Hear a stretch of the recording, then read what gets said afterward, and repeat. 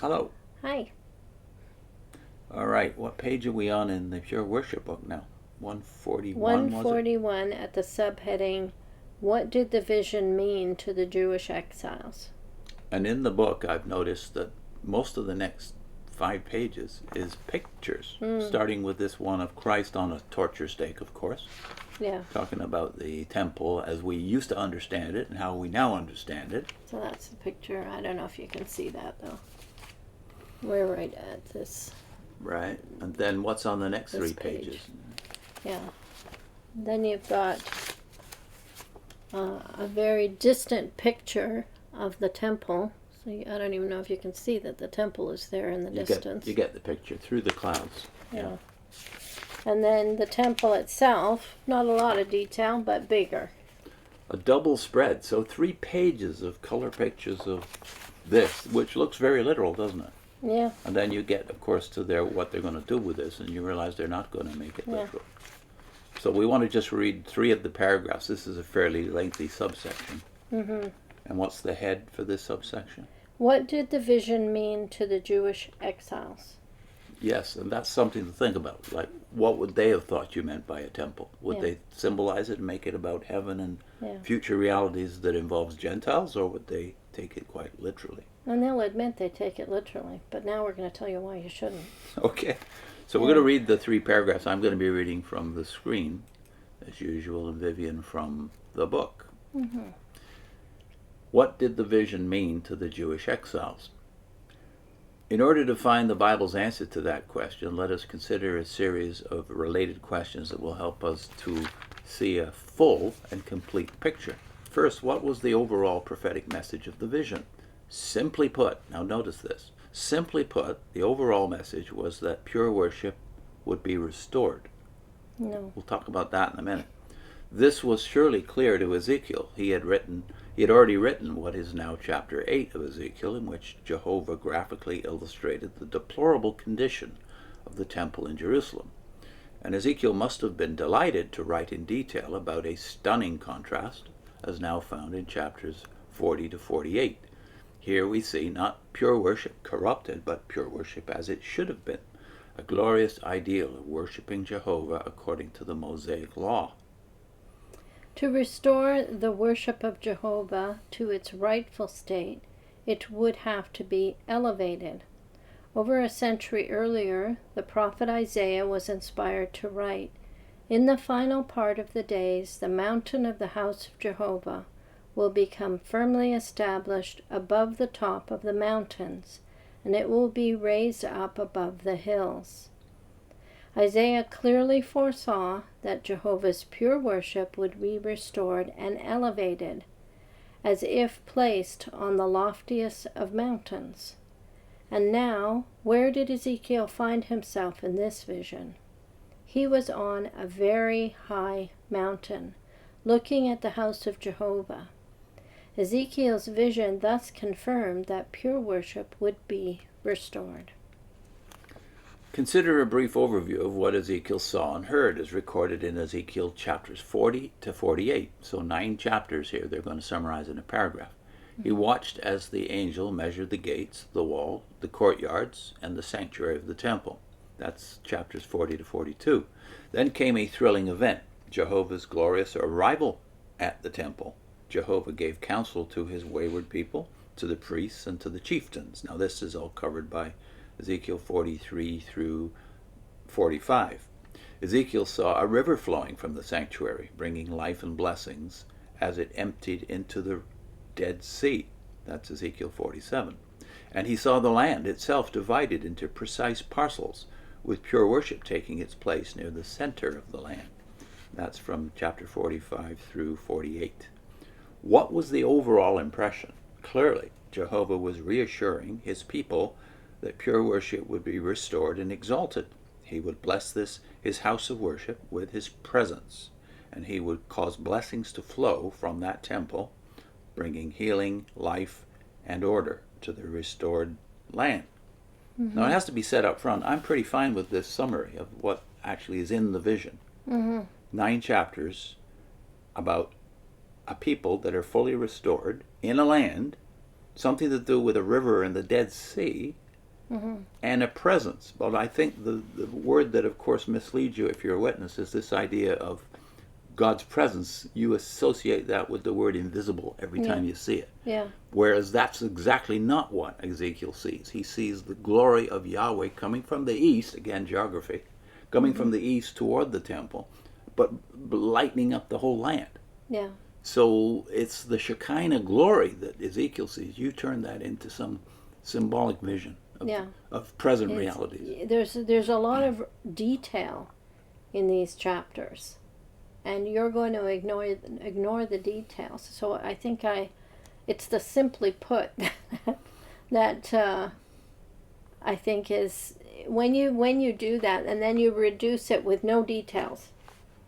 I'm not going to give you any details, or I'm not going to believe those details. So that's why you're really ignoring them. That's because right. You want the witness to not notice the details and to believe it's all a spiritual application. Let's read that sentence again, the one you just referred to, is where it starts with simply put. That's the second line from the top of the page.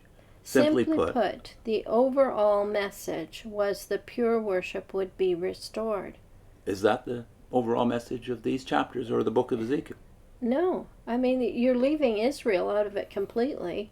You're leaving the land out of it completely. You're leaving all the details out. And the Shekinah glory, most important. Yeah. So it is about pure worship. So you can say, well, it is about pure worship. Well, it is, but it's not about a people. It's not a complete picture. It's about that people and that land, that place. Yeah. I mean, they said see a full and complete picture before that. And then they're going to reduce it so that you don't see the full, complete picture. I think the paragraph that bothers me the most is the middle one, though, where they've made a comparison when they use the word elevated. So he's on an elevated mountain, a very high mountain, seeing a new geography, because he doesn't identify it with Jerusalem. So he's familiar with Jerusalem, but he doesn't identify it with Jerusalem. He sees a new topography and geography in the Promised Land. It is the land, but it's different. And then you go to another passage where you have a similar idea, which is Isaiah 2. But notice they only quote verse 2. And they don't even give it fully. So why don't we read it from the New World Translation in its totality? Okay. Isaiah 2, verses 1 and 2, completely. Okay, so 1 says, "This is what Isaiah, the son of Amos, saw concerning Judah and Jerusalem." So that's why they don't want you to read verse 1. Then they quote from here, 2.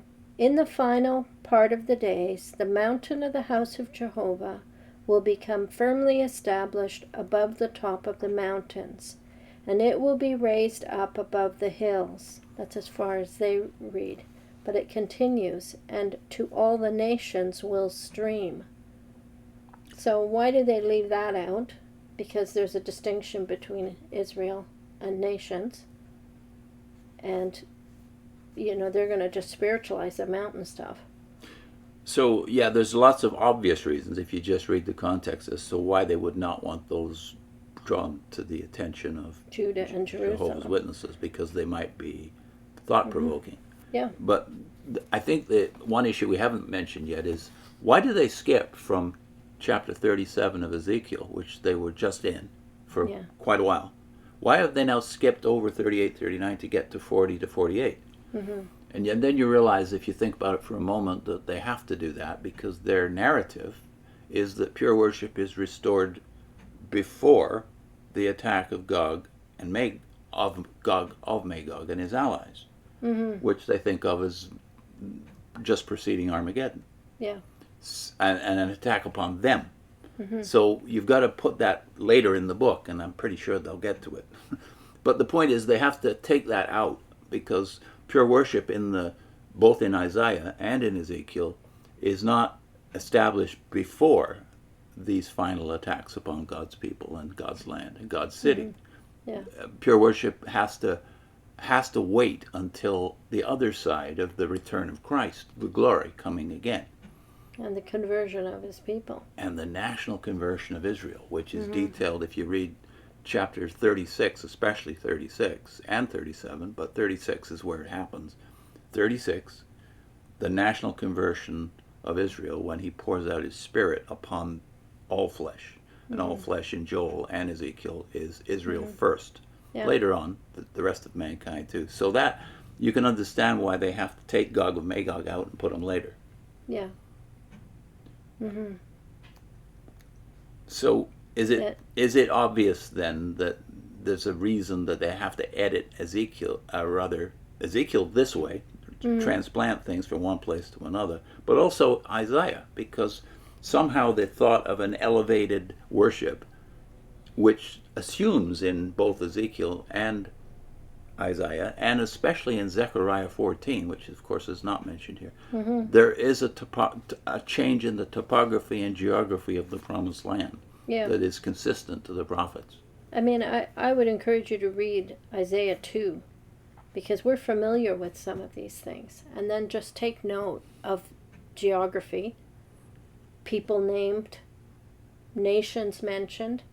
This is not the picture we had as witnesses. It's not the sequence either. Yeah. So we just leave out details. And the devil is in the details. I think we said that in one of our videos. Check out the Daniel playlist, by the way, where I think the first time we made this point is about Daniel 11, where you have a lot of specific geographical and political names that have obvious meanings to anyone who just reads it. I think in the scriptures it's God is in the details. Yes, well, both are true. Both are true. Yeah. What's our link? Well, we didn't mention anything about paragraph 17, no? Yes, we started with that. So okay. that's a good summary. I'll accept that. We can put a tick mark beside it. It's a good summary of but you don't believe it. Except the ending, which I think front loads the symbolic idea for most witnesses. So the ending is, he would bless his house of worship with his presence, and he would cause blessings to flow from the temple, bringing healing, life, and order to the restored land. But what do you think when you're a witness, when you read that? You think of, if it says a river, not blessings will flow. So they've already spiritualized it. By the end of the paragraph, they're getting you to think spiritually. Every word is even the word presence doesn't mean presence. That is, when you say that you are present with your family, you don't mean invisibly, do you? And restored land, they think paradise. Yeah. For the whole earth. Yeah. So again, that's the attribute to the mind control techniques. Once this is introduced, for the next several pages, they're going to be able to do what they want with the text. Yeah. They've already set you up to think of it as symbolic. Yeah. Okay, sorry. And the link is? Paradise Lost for Jehovah's Witnesses, number 3, which is about Isaiah 2 and how it's misapplied by Jehovah's Witnesses or the Watchtower. And the playlist. Paradise playlist. Paradise Lost playlist. Yeah. So that video does explore Isaiah chapter 2 in much greater detail than we had time to do here. Yeah. See you next time.